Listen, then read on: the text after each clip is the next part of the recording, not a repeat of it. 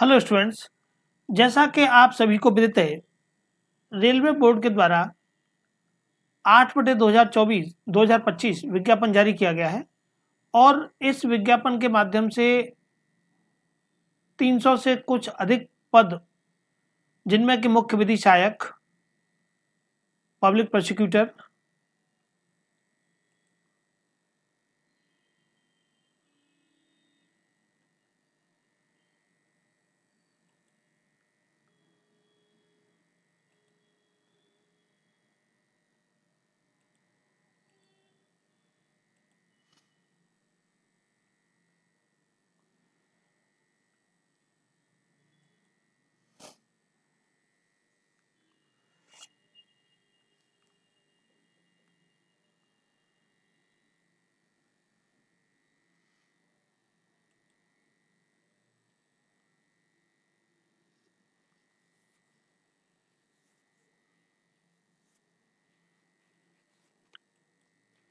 Hello students, आज के इस वीडियो में आपका स्वागत है। जैसा कि आप सभी को विदित है कि रेलवे के द्वारा 8/2025 विज्ञापन के माध्यम से कुछ पदों के लिए आवेदन निकाले गए हैं, जिनमें कि मुख्य विधि सहायक, welfare inspector, public prosecutor, Hindi अनुवादक, लैब असिस्टेंट, साइंटिफिक सुपरवाइजर, इन सभी के लिए एक विज्ञापन के 8/2025 विज्ञापन के माध्यम से वैकेंसी निकाली गई हैं। इसके संबंध में कुछ प्रश्न आप लोगों के आए हैं, उनका निवारण हम इस वीडियो के माध्यम से करते हैं। साथ ही ये जो प्रश्न हैं, ये सभी प्रश्न रेलवे की वेबसाइट पर भी दिए गए हैं, लेकिन हम यहाँ इस वीडियो के माध्यम से आपको समझाते चलेंगे। साथ में कुछ जो एक्स्ट्रा बातें हैं वो भी आपको यहाँ बताएंगे, तो पूरे वीडियो में आप हमारे साथ जुड़े रहिएगा। प्रारंभ करते हैं। आप अगर हमारे चैनल पर पहली बार जुड़े हुए हैं तो हमारे चैनल को सब्सक्राइब करें, तो उसके पास में बेल आइकन बटन को प्रेस करें, जिससे कि सभी वीडियोस के नोटिफिकेशन आपको मिल सके। वीडियो आपको पसंद आता है, आप इसे लाइक करें तथा अपने मित्रों के साथ शेयर करना ना भूलें।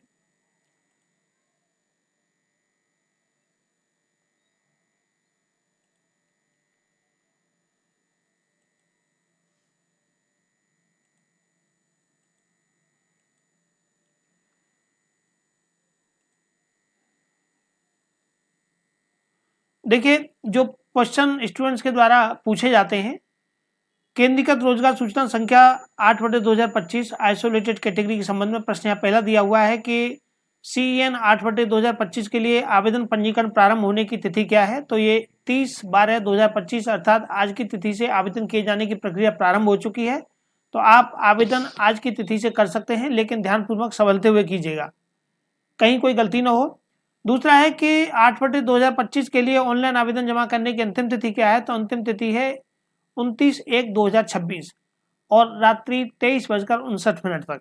शुल्क भुगतान करने की अंतिम तिथि पूछी गई है, तो यह है 31/1/2026 अर्थात 29 तारीख के बाद 2 दिन का टाइम और आपको एक्स्ट्रा दिया जा रहा है यहाँ पर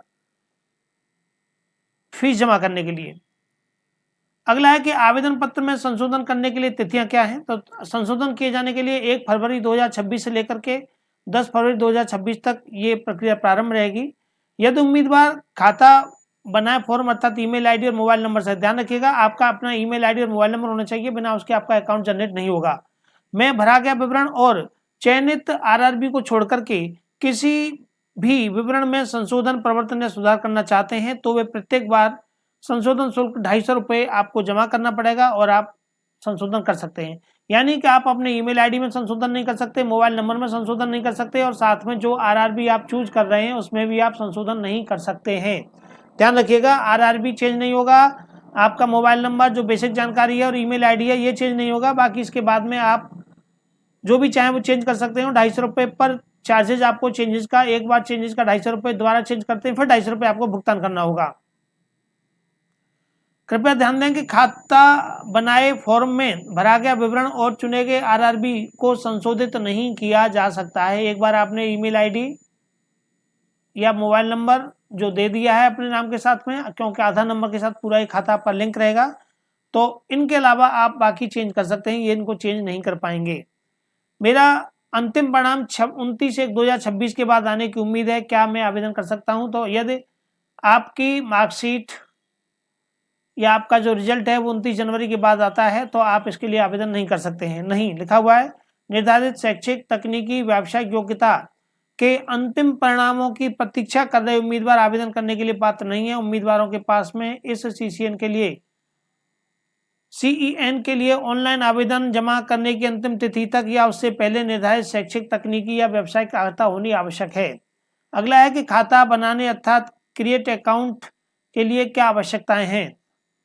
तो उम्मीदवार के पास अपना मोबाइल नंबर और सक्रिय वैध ईमेल आईडी आपके पास होना चाहिए, तभी आप अपना खाता बना सकते हैं। प्रश्न है कि मैंने CN 1/2024 या इसके बाद के CNs के लिए अकाउंट्स बनाया था, क्या मुझे अब CN 8/25 के लिए भी अलग से अकाउंट बनाने की आवश्यकता है? तो नहीं। यदि आपने इससे पहले जो वैकेंसी आई थी चीफ लॉ असिस्टेंट के लिए वो 7/2024 आई थी। यदि आप में से किन्हीं स्टूडेंट्स ने chief law assistant, public prosecutor या वेलफेयर इंस्पेक्टर या अन्य किसी पोस्ट के लिए यदि आपने पहले अपना खाता बनाया हुआ है, ठीक है, आपने पहले अपना अकाउंट बनाया हुआ है, तो आपको दोबारा अकाउंट बनाने की आवश्यकता नहीं है। ठीक है, आप उसी अकाउंट को अपने को दोबारा जनरेट कर सकते हैं। तो लिखा हुआ नहीं, जिन उम्मीदवार ने बस 2024 या 25 में रेलवे भर्ती बोर्ड के द्वारा जारी किसी भी प्रकाशित अधिसूचना के दौरान पहले से अकाउंट बना लिया था तो उन्हें दोबारा अकाउंट बनाए जाने की आवश्यकता नहीं है।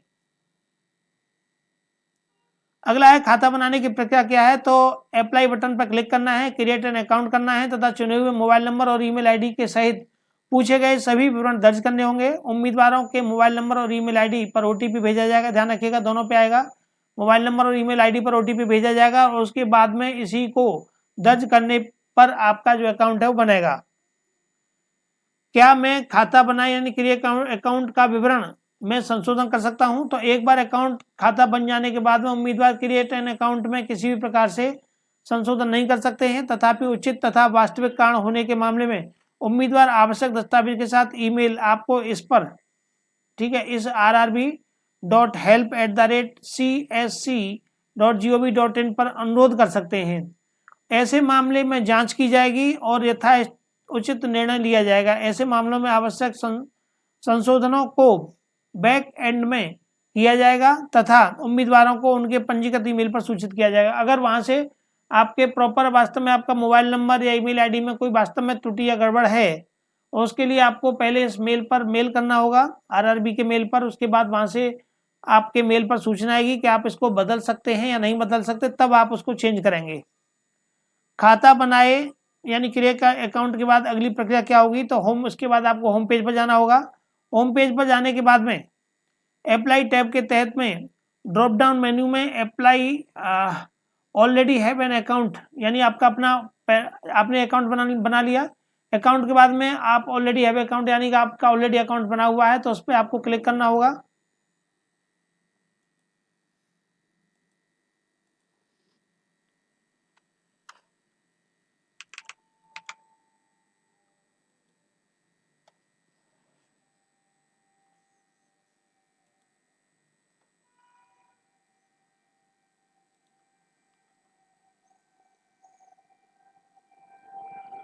देखिए जैसा आप यहाँ देख रहे हैं ये है क्रिएट एन अकाउंट, ठीक है। अगर आपको अकाउंट बनाना है तो आप यहाँ पर क्रिएट कर सकते हैं, ठीक है। अगर आपका अकाउंट ऑलरेडी बना हुआ है तो आप उसी में आगे की प्रक्रिया को फॉलो करते हुए अपने आवेदन को भरने की प्रक्रिया को प्रारंभ कर सकते हैं, ठीक है। यहाँ देखिए इस तरह से ये पूरा प्रोसेस आपका चलेगा क्रिएट एन अकाउंट में, ठीक है। आपको अपना नाम, मोबाइल नंबर, ठीक है, ये सभी चीज़ें यहाँ पर डालनी होंगी, email ID, father's name, mother's name, ये सब डालना होगा। इसके डालने के बाद में ये प्रोसेस आपकी चलेगी। अगर आपका अकाउंट बना हुआ है तो आप लॉगिन विद आधार या लॉगिन विद आरआरबी अकाउंट क्रेडिशंस के माध्यम से भी आप यहाँ पर अपने अकाउंट को खोल सकते हैं, ठीक है। दोनों तरीके आपको यहाँ पर दिए गए हैं।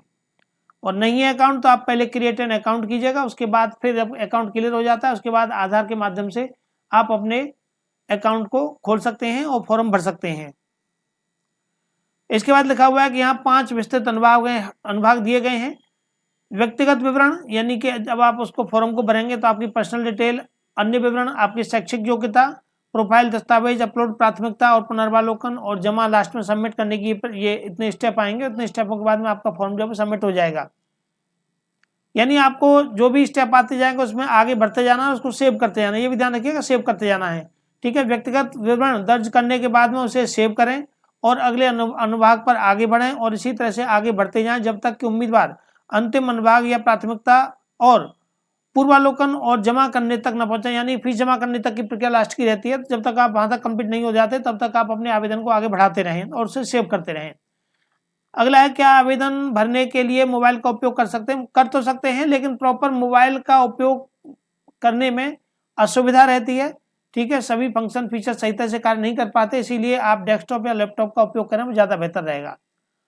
लॉगिन करने की प्रक्रिया क्या होती है? तो पंजीकृत मोबाइल नंबर और ईमेल आईडी दर्ज करने के बाद में आप पासवर्ड तथा कैप्चा डालेंगे और सबमिट करेंगे। CN 8/2025 में कितने वेतन स्तर है, यानी कितने वेतन लेवल का है? तो 7वें वेतन लेवल का, यानी कि 4600 ग्रेड पे की, 4200 ग्रेड पे की और 1900 ग्रेड पे की, ठीक है। इतने ग्रेड पे की ये वैकेंसियां हैं।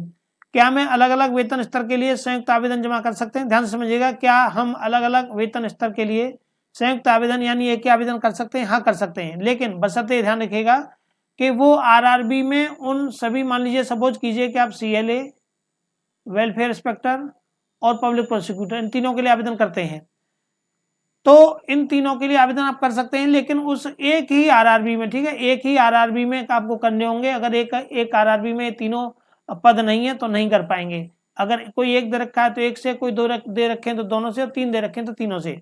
इस बार के विज्ञापन में दोनों तीनों पोस्टें किसी भी एक RRB में नहीं है, 2 तक तो हैं लेकिन तीनों पोस्टें नहीं है, इसलिए थोड़ा सा सोच समझ के आवेदन कीजिएगा। लैब असिस्टेंट के लिए, हिंदी अनुवादक के लिए, साइंटिफिक सुपरवाइजर के लिए, तो इन सभी के लिए ध्यान रखिएगा आवेदन आप अपनी अपनी शैक्षिक योग्यता के अकॉर्डिंग ही करें।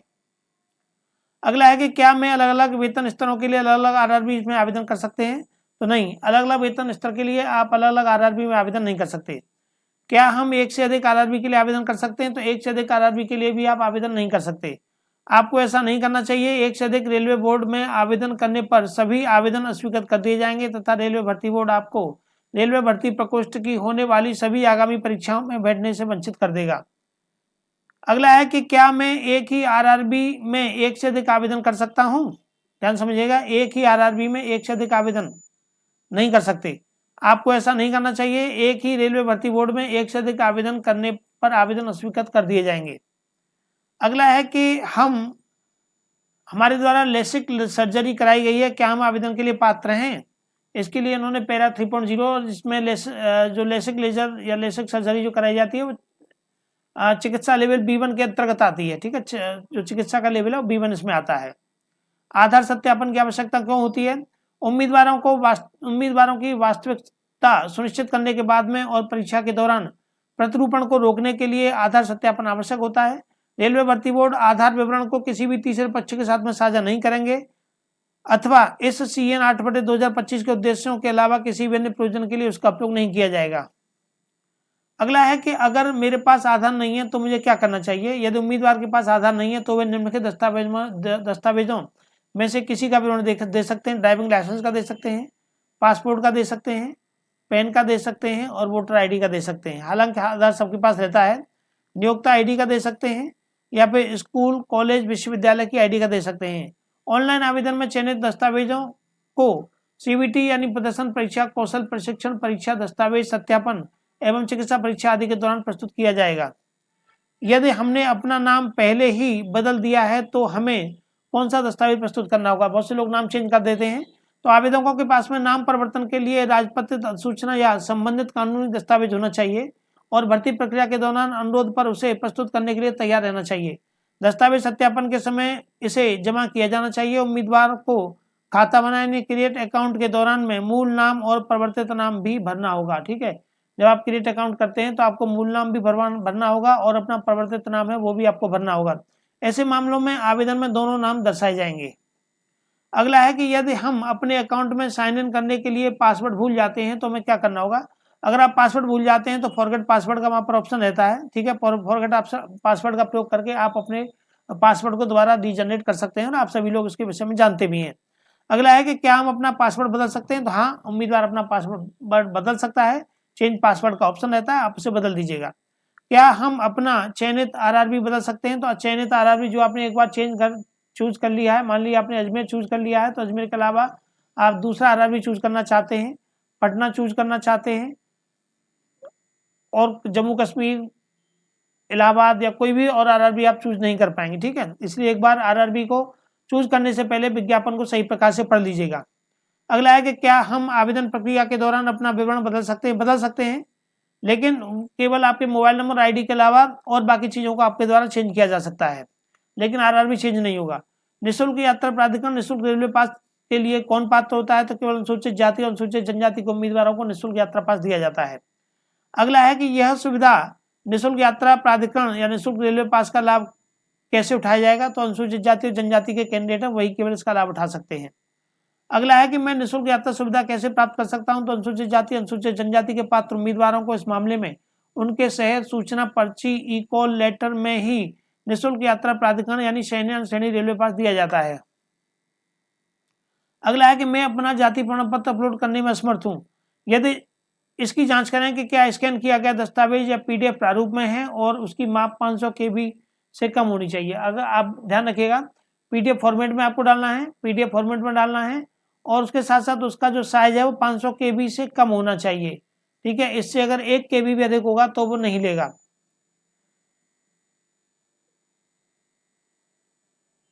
ठीक है। अगला ईडब्ल्यूसी क्या होता है? तो ये आर्थिक रूप से पिछड़े वर्ग के लोगों के लिए है। आर्थिक रूप से पिछड़े वर्ग ईबीसी के उम्मीदवार वे हैं जिनकी की वार्षिक आय लगभग 50,000 रुपये से कम है, अथवा बीपीएल कार्ड धारक, अथवा किसी भी मान्यता प्राप्त गरीबी उन्मूलन कार्यक्रम के तहत केंद्र सरकार के द्वारा जारी कोई भी अन्य प्रमाण पत्र के धारक।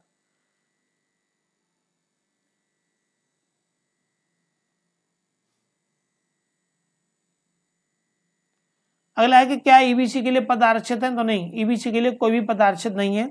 ईबीसी उम्मीदवार केवल शुल्क रियायत के पात्र होते हैं। ईबीसी उम्मीदवारों के लिए पदों के लिए कोई भी आरक्षण नहीं है। आयु की गणना की महत्वपूर्ण तिथि जो है वो 1/1/2026 है, ठीक है, 1/1/2026 है, जिसके विषय में हमने वीडियो में आपको बता दिया था। अनुसूचित जाति, जनजाति, पिछड़ा वर्ग के लोगों को नियमानुसार आयु सीमा में छूट दी जाएगी।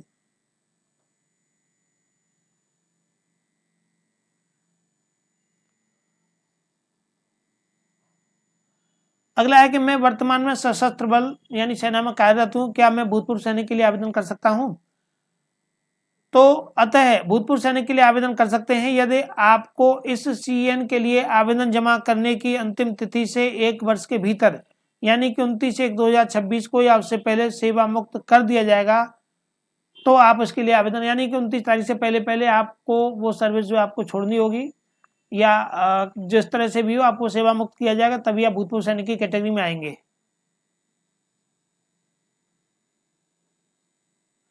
अगला है कि मैंने पहले से ही भूतपूर्व सैनिक के रूप में असैन्य रोजगार प्राप्त कर लिया है, क्या मैं इस सीएन के लिए पूर्व सैनिक में लाभ पाने का हकदार हूं? तो भूतपूर्व सैनिक उम्मीदवार जिन्होंने भूतपूर्व सैनिकों को दी जाने वाली सुविधाओं का लाभ उठाने के बाद में समूह ग और पूर्ववर्ती समूह घ सार्वजनिक क्षेत्र के उपक्रमों, स्वायत्त निकायों, संवैधानिक निकायों या राष्ट्रीयकृत बैंक आदि में केंद्र सरकार के अधीन असैन्य रोजगार प्राप्त कर लिया है, उन्हें केंद्र सरकार के अधीन समूह ग या समूह घ में उच्चतर ग्रेड या संवर्ग में अन्य असैन्य रोजगार प्राप्त करने के लिए केवल भूतपूर्व सैनिकों के लिए निर्धारित आयु में छूट का ही लाभ दिया जाएगा। भूतपूर्व सैनिकों के लिए आरक्षित रिक्तियों पर ऐसे उम्मीदवारों के लिए विचार नहीं किया जाएगा।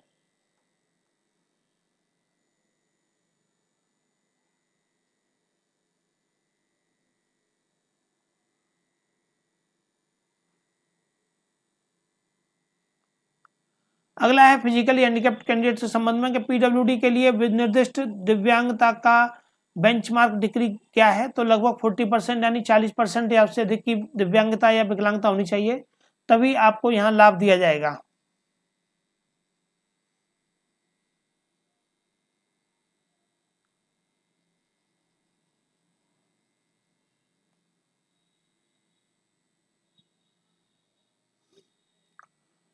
फीस की वापसी के लिए कौन लोग पात्र हैं? तो केवल सीबीटी में भाग, यानी कि यदि आप एक बार सीबीटी परीक्षा में भाग लेते हैं, भाग लेने वाले उम्मीदवार फीस की वापसी यानी बैंक शुल्क की विधिवत कटौती के बाद के लिए पात्र हैं। मैं जैसा कि विस्तृत सीएन संख्या 8/2025 के पैरा 7 के तहत दिया गया है। कृपया ध्यान दें कि संशोधन शुल्क वापस नहीं किया जाएगा, यानी कि अगर आप सीबीटी परीक्षा में सम्मिलित हो जाते हैं तो आपका फीस जो है शुल्क है वो वापस कर दिया जाता है।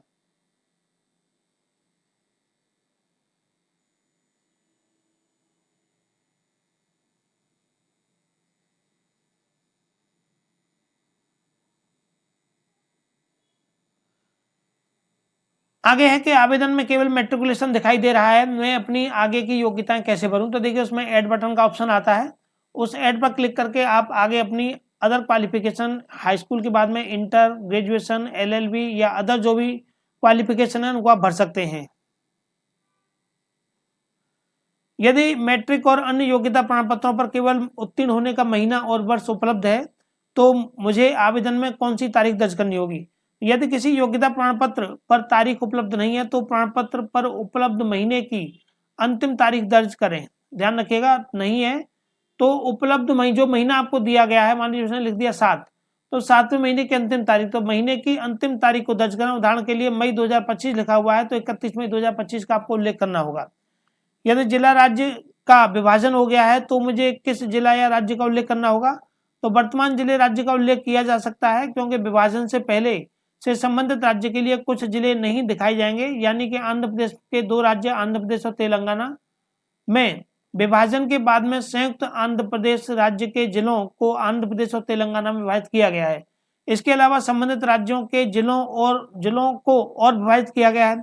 इसलिए अस्पष्टता से बचने के लिए वर्तमान जिला या राज्य, यानी कि जो भी वर्तमान में जिले में आप रह रहे हैं उस जिले का आपको उल्लेख करना होगा।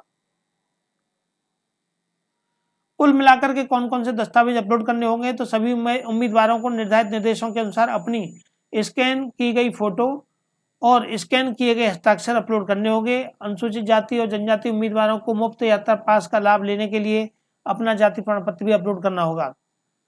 अपलोड किए जाने वाले दस्तावेजों का माप क्या होना चाहिए? तो मैंने आपको बताया था कि 500 KB फोटो के PDF के प्रारूप, जैसे जाति प्रमाण पत्र है तो 500 KB से कम होना चाहिए। JPEG प्रारूप में फोटोग्राफ का साइज 40 KB से 70 KB, न्यूनतम 100 DP 100 DPI के रेजोल्यूशन के बीच होना चाहिए। स्कैन किए गए हस्ताक्षर JPEG प्रारूप में 30 KB से 70 KB या न्यूनतम 100 DPI रेजोल्यूशन के बीच में माप में होने चाहिए। मैं फीस का भुगतान कैसे कर सकता हूं? तो फीस का भुगतान आप online, debit card, credit card, UPI या स्कैन करके किसी भी तरीके से कर सकते हैं। कितनी फीस देनी होगी? तो इसके संबंध में 500 रुपये, 250 रुपये, 2 अलग अलग फीसों के प्रारूप हैं, वो हम आपको बता चुके हैं। एकल चरण कंप्यूटर आधारित यानी CBT एग्जाम जो है प्रदर्शन परीक्षण, शिक्षण कौशल परीक्षण, अनुवाद परीक्षण जैसे भी लागू हों और दस्तावेज सत्यापन यानी पहले आपका CBT एग्जाम होगा। CBT एग्जाम होने के बाद आपका डॉक्यूमेंट वेरिफिकेशन लिया जाएगा। डॉक्यूमेंट वेरिफिकेशन के बाद में आपका मेडिकल एग्जामिनेशन होगा और मेडिकल एग्जामिनेशन के बाद फिर आपको अपॉइंटमेंट दी जाएगी। एकल चरण कंप्यूटर आधारित परीक्षा CBT प्रदर्शन परीक्षा, शिक्षण कौशल परीक्षा, अनुवाद परीक्षण के लिए पैटर्न और सिलेबस क्या है तो वो इसमें दिया गया है, उसी के अकॉर्डिंग आप सिलेबस और पैटर्न देख लेंगे एक बार।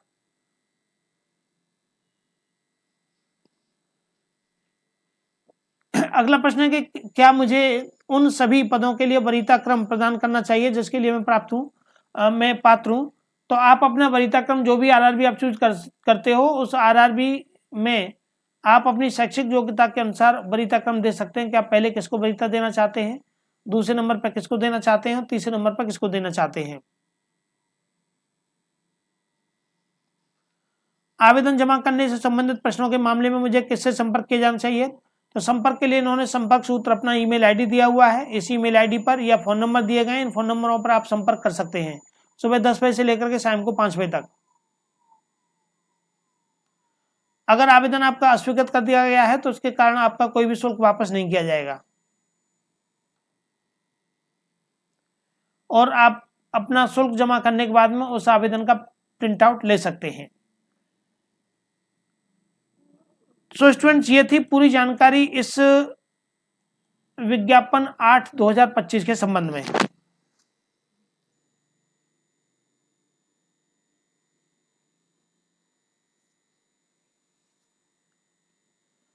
देखिए क्रिमिनोलॉजी पेनोलॉजी की क्लासेज हम लेंगे, अभी रुक जाइए 1-2 दिन। और हालांकि इसकी जो MCQs हैं वो हमने MCQs अपने एप्लीकेशन पर लगाए हुए हैं, तो वो MCQs आप चाहें हिंदी अंग्रेजी दोनों माध्यमों में हैं, आप ज्वाइन कर सकते हैं। अभी इनमें प्रश्नों की संख्या और बढ़ाई जाएगी, कोशिश ये की जा रही है कि अधिक से अधिक प्रश्न हम उसमें अपलोड कर सकें। जो भी सिलेबस है उस सिलेबस के अकॉर्डिंग हमने क्रिमिनोलॉजी, पेनोलॉजी और संबंधित जो भी सब्जेक्ट हैं उन सभी से संबंधित विषयों पर MCQs अपनी एप्लीकेशन लाइव स्टडी पर लगा दिए हैं, तो आप उसको विजिट कर सकते हैं। साथ में अगर अभी आपकी कोई क्वेरी है तो आप हमारे मोबाइल नंबर 9219160065 पर हमसे संपर्क कर सकते हैं। अभी इस पर और सभी सब्जेक्ट के अलग अलग क्वेश्चन जितने भी चाहे वो पब्लिक प्रोसिक्यूटर का एग्जाम हो या CLA का हो या वेलफेयर इंस्पेक्टर का हो, सभी के अलग अलग सब्जेक्ट के हिसाब से भी MCQs अपलोड किए जाएंगे। कंबाइंड MCQs अपलोड हैं उसमें। इसके संबंध में है हम एक अलग से वीडियो बना करके आपको बता देंगे।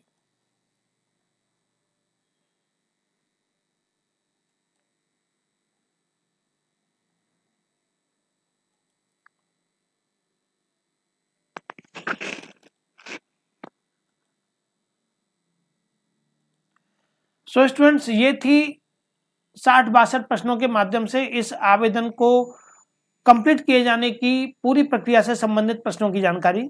जो प्रश्न स्टूडेंट्स आपके द्वारा पूछे जाते हैं, साथ ही मैं आपको बता दूं कि अगर आप चीफ लॉ असिस्टेंट और पब्लिक प्रोसिक्यूटर इन दोनों परीक्षाओं के लिए एग्जाम के लिए अप्लाई करते हैं तो ध्यान रखिएगा आपको जो अनुभव है वो सही प्रकार से चूज करना है। प्लीडर और एडवोकेट दोनों को सही प्रकार से समझ के चलिएगा। जैसा कि विज्ञापन में दिया हुआ है कि CLA के लिए अगर प्लीडर लिखा हुआ है तो आप प्लीडर वाला चूज करेंगे, और PP के लिए अगर advocate at the bar experience लिखा हुआ है तो आप एडवोकेट ही चूज करेंगे। चलिए स्टूडेंट्स, मिलते हैं नेक्स्ट वीडियो में। Thank you for watching this session.